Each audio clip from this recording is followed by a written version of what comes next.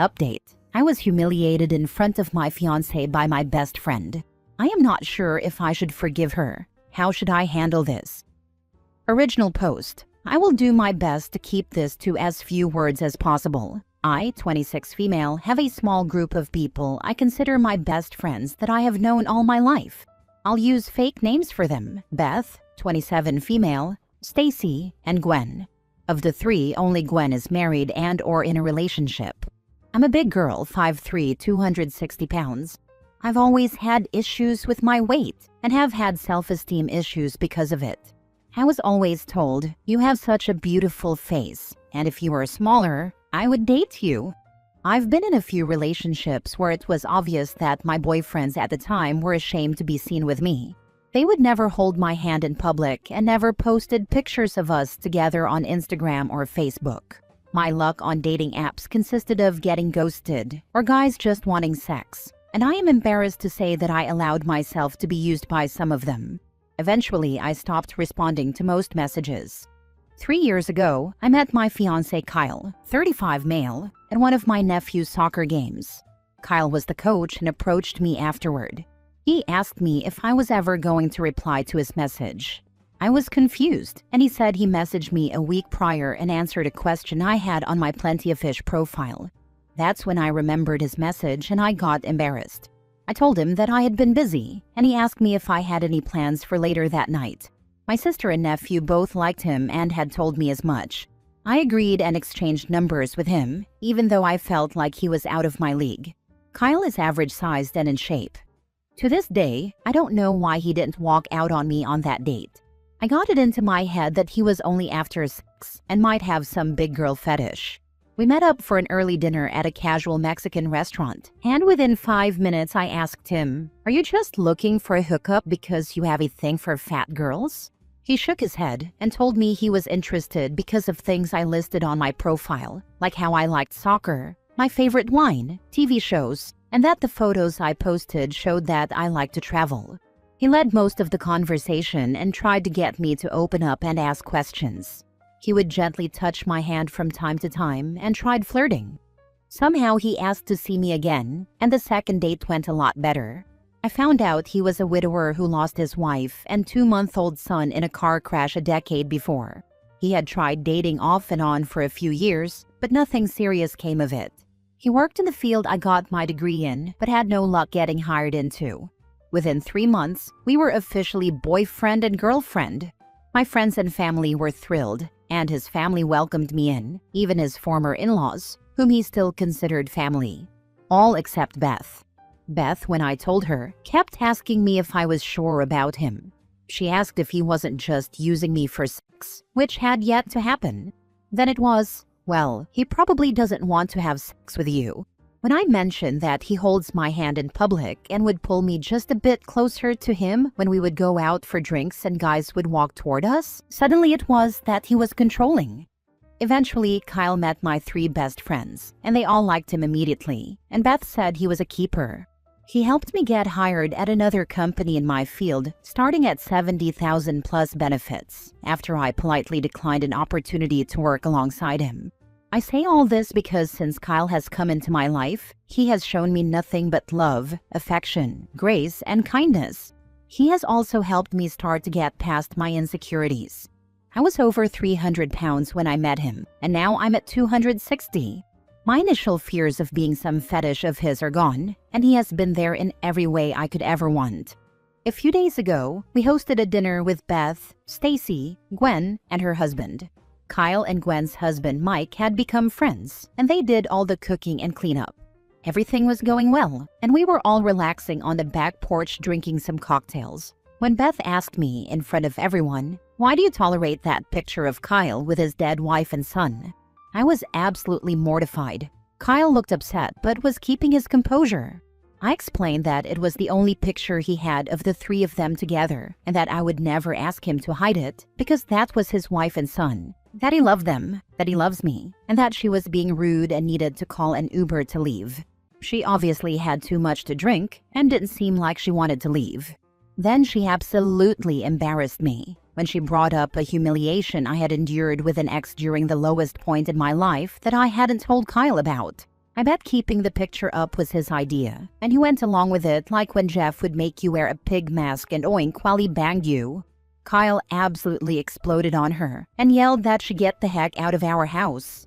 Mike and Gwen had to drag a now crying Beth out, with Stacy following them. When they left, I just started bawling and looked at Kyle and started repeating that I was sorry and that if he didn't want me anymore, I would understand. All my insecurities that I worked so hard to overcome came flooding back. He just hugged me and kissed the top of my head and told me that what I did before doesn't bother him.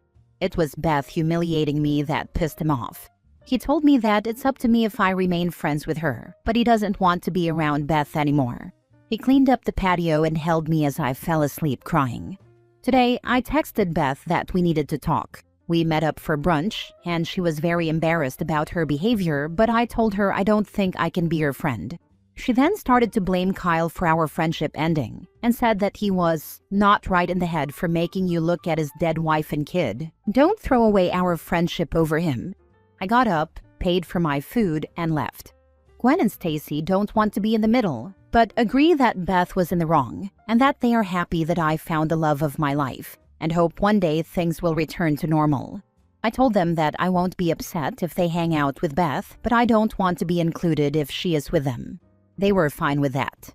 Beth was my first friend and someone I always looked up to. She held me as I cried when my first boyfriend left me a week after I lost my virginity to him because he was dared to date me and sleep with me. Now I'm wavering about wanting to give her another chance. We have so much history and amazing memories. Kyle said he would support me either way, but he was a hard no on being around Beth outside our wedding if I wanted her there. I'm so torn on what to do because she was drunk, but still, she said those words, and they cut me to the core. Should I forgive her or cut her out of my life? Now for the top advice before reading the updates. This is one of the crappiest things I have ever read about someone who dares to call themselves your friend. She is a bitter, insecure, and jealous person. Yes, jealous. Only jealousy can make someone do that many things to put someone else down. I'm very sorry for your previous experience with your ex-boyfriend. If someone did that to my friend, I'd be covering his house in toilet paper and putting his phone number on a notice board as a judge for the best Chewbacca voice competition. That's what friends are for. They always support you and protect you. I'm glad she finally showed you who she is. I bet dollars to donuts she played a significant part in keeping you as insecure as possible and fed you poisonous thoughts about your own worth. Let the trash remove itself from your life. And don't even listen to her advice about his wife and baby. He loves you for a reason, because you are a great person who understands him and his life before you. His loss is not something that can ever be forgotten or removed like a picture. It takes a special kind of love to move forward. I'm glad you found each other. Thank you for what you said, especially about his wife and son. Now I'm crying happy tears. Thank you from the bottom of my heart. Beth is jealous AF that you are in a loving relationship and getting married. She 100% thinks badly of you, thinks she's better, and wonders why it's happening to you and not her. She is constantly trying to sabotage your relationship by getting in your head with her BS questions and opinions. When that didn't work, she attacked your fiancé directly, using the one thing that might push him away, and when that failed, she humiliated you by exposing something terrible to get him to leave you. She is no friend. Drop her and be happy with your remaining friends and fiancé. Thank you. I'm starting to open my eyes to who she really is. I don't need her in my life. Reading the comments and thinking back has been revealing. Now for the updates. I just got a text from Gwen who told me that she and Mike have cut Beth out of their lives. Mike was furious at Beth and got pissed at Gwen for wanting to keep a friend like that. Gwen apologized for even considering keeping Beth as a friend. Mini update 2. I've stayed up too late reading and replying to comments. Thank you everyone for the kind words and for helping me realize that Beth doesn't care about me. I'm hurt, sad, and angry, and actually pity the woman Beth became. Somewhere along the way, the 7-year-old Beth that stood up for me when kids would make fun of me and would share the snacks her mother packed for her, died, and I will mourn the loss of that Beth. Now I have to go crawl into bed and cuddle with my man. Next story, update. My mother's boyfriend made me realize how insecure my stepmother is. Original post. I feel like I've just gotten to know a new world where I'm basically treated like a person and not a nasty fly. My father has been married to my stepmother for 6 years. They have 2 kids together. I'm 17 years old. I'm quiet. I clean all my things. I work part-time, so I even pay for a lot of my things. I'm not perfect, but I've never been a problem, yet she always made me feel like one. She started by showing annoyance when I went to my father's house. My mother taught me to always wash my own dishes, but I have a clear memory of hearing my stepmother tell my father that she would not clean other people's dishes or cook food for me. I think that was the first time I felt like a nuisance in a place where I used to feel comfortable. My father and I used to always take trips together, and I honestly felt a little excited to go on vacation with my little brothers, but they started going on vacation together as a family, and I was no longer part of that family. She didn't like me going with them. Then the Christmas photos started. It felt strange when they took a picture with me, and then she would say, "Okay, now one with my family," and I had to step aside. The same thing happened with the photos they have hanging. Baptisms? I am not in them, although I was present at the place. When my siblings were born, she really hated when I was around them. She resented my presence. I remember once asking about this on a Facebook group about stepmoms and getting responses from women saying that my stepmother's behavior was normal, so I just decided to try not to feel bad about it. I think as the years went by it stopped hurting, or so I thought, until I met my mother's boyfriend, who I will call Luigi because he looks like him. He's been dating my mom for 2 years, but he's been a friend of my mom's for years. He has a son from a previous girlfriend. Luigi is really kind and funny, so it felt strange to feel comfortable around him. One day he was organizing a vacation, and I was happy to hear him include me in his plans. His son and I get along well, so he even invites me on outings with them. My mother is pregnant, and I think that relived a trauma with my stepmother. So I automatically expected to be left aside by Luigi, but it didn't happen that way. My mother and he always include his son and me in all the plans. Thanks to this, I began to realize little by little that my stepmother is not normal, but it still hurt. Everything exploded yesterday when my father and his family were going to take the typical Christmas photo. My father told me that he would take one with me later, like every year. He keeps them in his office, so I stayed at home.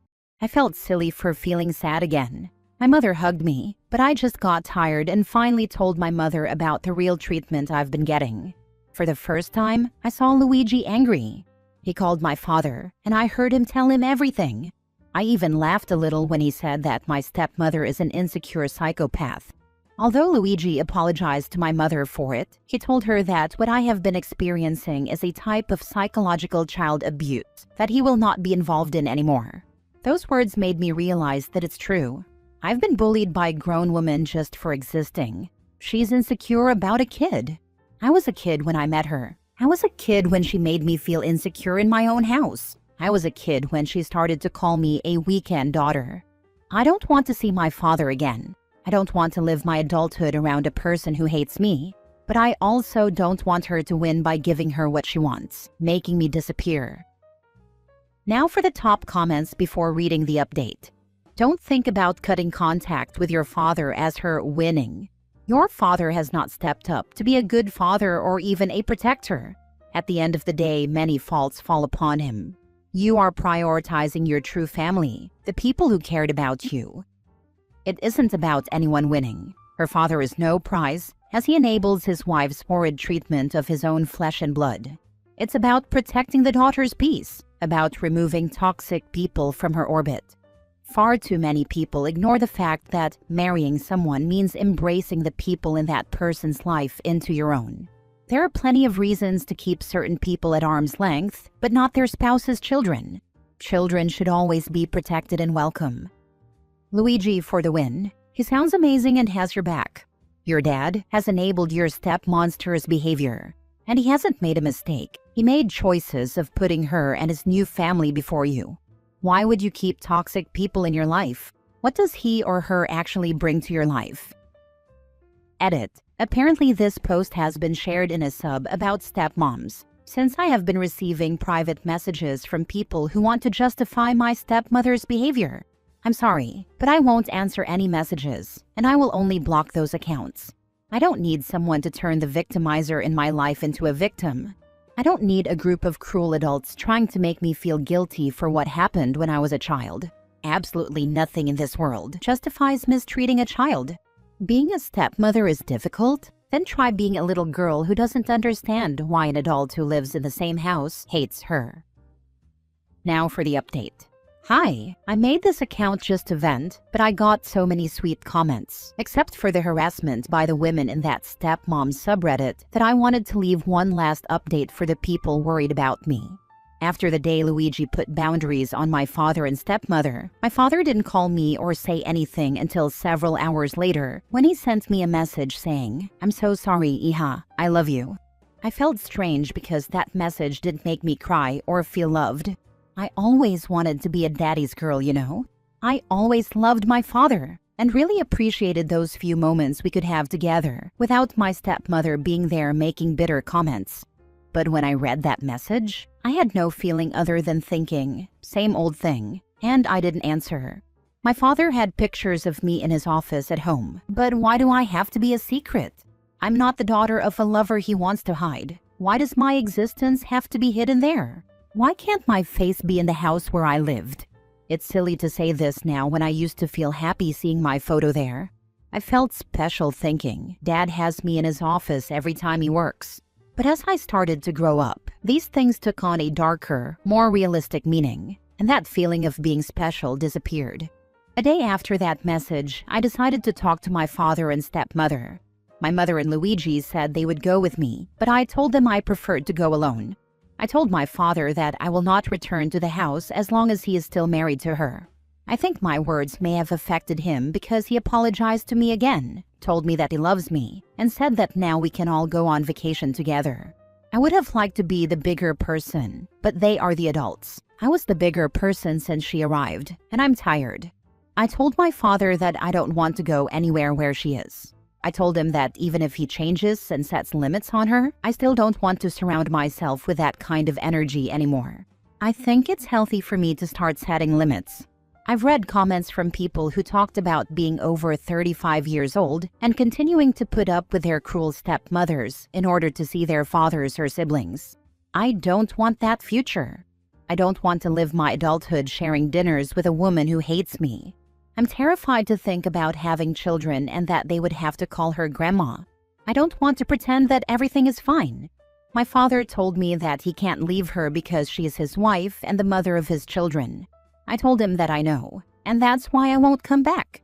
He saw something in her if they have been together for years. Both deserve each other, a cruel person and another who failed to protect me. I'm not going to lie. We argued and raised our voices, especially with her, who said that I was always problematic and in need of my father's attention. Their true personalities became clear to me when she said that I should understand that the wife or husband comes before the children, and my father agreed. I couldn't help but compare it to my mother and Luigi, who always put me and his son first. My mother always asked me if Luigi treated me well when they first got to know each other. In the end, I made it clear to my father and her that as long as they are married, I will never set foot in that house again, and that I will not be in the same place as her ever again, because I think she's really insecure, and that's really sad. I told my father that I also need space away from him. He told me that he loves me, but I'm tired of that way of loving. I felt depressed for a few days, but today we finished decorating the house for Christmas, so my mother infected me with her Christmas excitement. Luigi has gone to pick up his son, so tomorrow we will all be together. Maybe I let my stepmother win, but I think I'm going to win too by not having her in my life.